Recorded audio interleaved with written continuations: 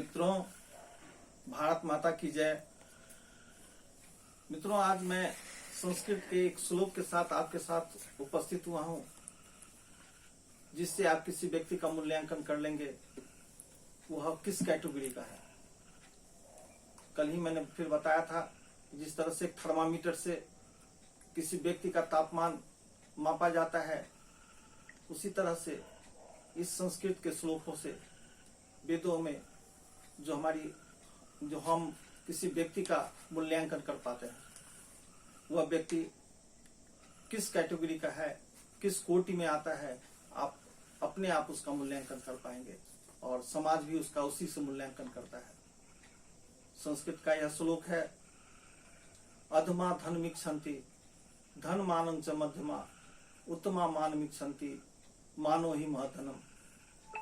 अधम व्यक्ति जो होते हैं, जो इंफीरियर क्वालिटी के पर्सन्स हैं, दे डिजायर मनी।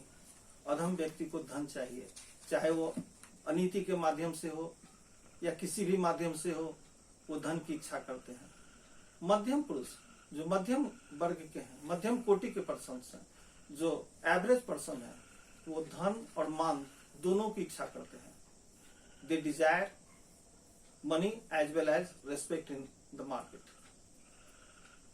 वैसे लोग थोड़ी सी कम गलतियां करते हैं, अपना सम्मान भी चाहते हैं और धन का भी उपार्जन करते हैं। जो उत्तम पुरुष होते हैं, जो ग्रेट पर्सन्स हैं, जो great qualities of person society में है, they only desire respect. They think that respect is greater than the money. जो उत्तम है, उत्तमा मानमिच्छन्ति, उत्तम पुरुष मान की इच्छा करते हैं। मानो ही महधनम, उनके लिए मान जो बहुत बड़ा धन होता है। भाइयों, आज इस समाज में अनीति के रास्ते पर चलकर या किसी भी रास्ते पर चलकर जो व्यक्ति जितना धन कमाता है वो सम्मानित समझा जाता है। लेकिन हमारे वेद शास्त्रों में ने यह साबित किया है कि जो धन कमाते हैं, अधम के रास्ते पर जाते हैं, वो अधम कहलाते हैं। हाँ, इसके कुछ अपवाद स्वरूप हैं। जैसे हिंदी शब्दकोश को देखेंगे तो जितने दीर्घिकारंत शब्द होते हैं वे सभी स्त्रीलिंग होते हैं। चाहे आप रोटी बोलिए, मोटी बोलिए, धोती बोलिए, लेकिन 5 ऐसे शब्द हैं जो दीर्घिकारंत होते हुए भी पुल्लिंग होते हैं। पानी, घी, दही, जी, मोती। पानी कभी मीठी नहीं लिख सकते, आप मीठा ही लिखेंगे। उसी प्रकार से भारतवर्ष में कुछ संत हैं, कुछ महान पुरुष हुए हैं, जिन्होंने धन का तो एकत्रीकरण किया है, धन का संचय किया है, लेकिन वो अपने लिए नहीं, परोपकार के लिए किए हैं। मेरे सामने ही अभी आपके सामने ही बिहार का ही बिहार स्कूल ऑफ योगा, जो विश्व प्रसिद्ध है, पूरे विश्व की पहली यूनिवर्सिटी है, स्वामी सत्यानंद सरस्वती जी ने स्थापना की थी। वो सिर्फ अपने गुरु से 108 रुपया और एक धोती लेके आए थे। विदेशों में जाकर उन्होंने योग की प्रचार की। आज योग के महानतम पुरुषों में उनकी गिनती की जाती है। सारे अधिकांश जो योग के स्कूल्स हैं, उनकी किताब पढ़ाई जाती हैं। उन्होंने जब इस आश्रम की स्थापना की, बिहार स्कूल ऑफ योगा की, करोड़ों की लागत से है, और जब यह स्थापना हो गई तो उन्होंने उस आश्रम को छोड़ दिया और सिर्फ एक जोड़ी धोती और 108 रुपया लेके यहाँ से चले गए। उसी तरह मदन मोहन मालवीय, जिन्होंने बीएचई की स्थापना की,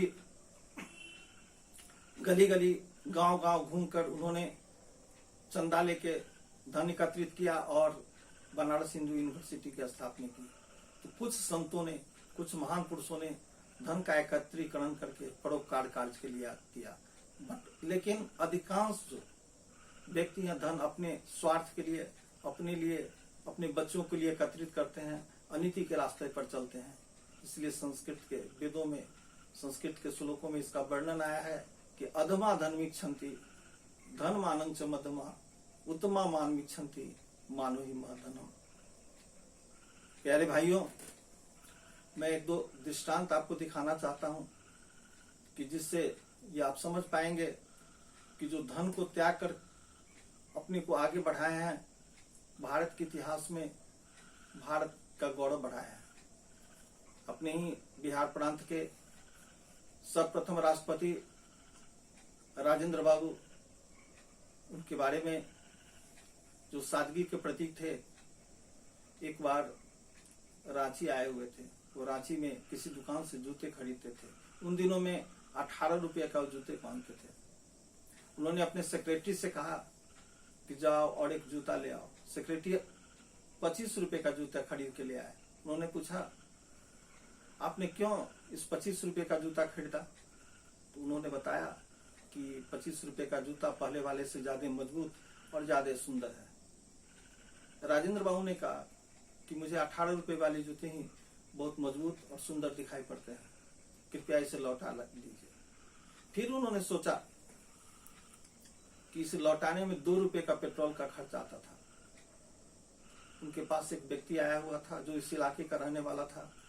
उन्होंने उनको जूता दिया, कहा कल पुनः आपको मेरे पास आना है, लेते जाइए और आप हमें 18 रुपये का जूता ही खरीद के लेते आइए। यानी 2 रुपया उन्होंने राष्ट्र का बचत किया और वो अपने सेक्रेटरी को न देकर किसी व्यक्ति को देकर उन्हें मंगवाया, जिसमें उसमें 2 रुपये की बचत हुई।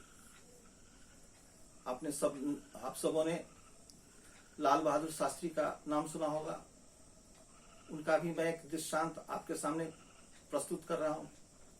एक बार किसी सभा में उन्हें जाना था। उनके कुर्ते के कॉलर फटे हुए थे। उनकी पत्नी महोदया ने उनसे अनुरोध किया कि आप लाखों की भीड़ में जाएंगे और आपके कुर्ते के कॉलर फटे हुए हैं। श्री लाल बहादुर शास्त्री जी ने अपने पत्नी जी से अनुरोध किया कि आप कुर्ते का कॉलर काट लीजिए, क्योंकि वहां हजारों ऐसे व्यक्ति होंगे जिनको कुर्ते नहीं होंगे।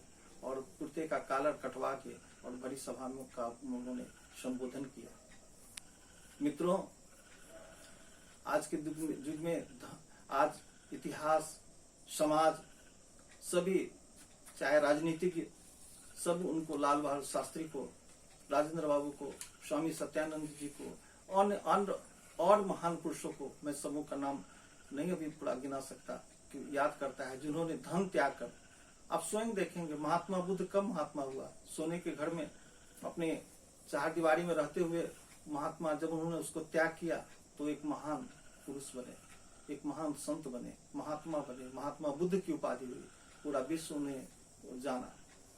राम जब अपने घर से निकलकर कंटकाकीर्ण मार्गों पर चलकर 14 वर्ष तक वनवास होगा, तब राम से राम बने। सोने में के लंका में रहने वाला रावण वो ख्याति नहीं प्राप्त कर सका जो कंटकाकीर्ण मार्ग पर चलकर श्री राम जी ने प्राप्त किया।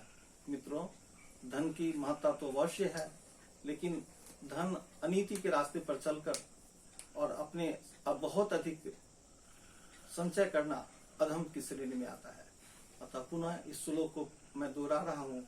अधमा धनमीक्षन्ति धनमानं च मध्यमा उत्तमा मानमीक्षन्ति मानो हि महधनम। जय हिंद, जय भारत।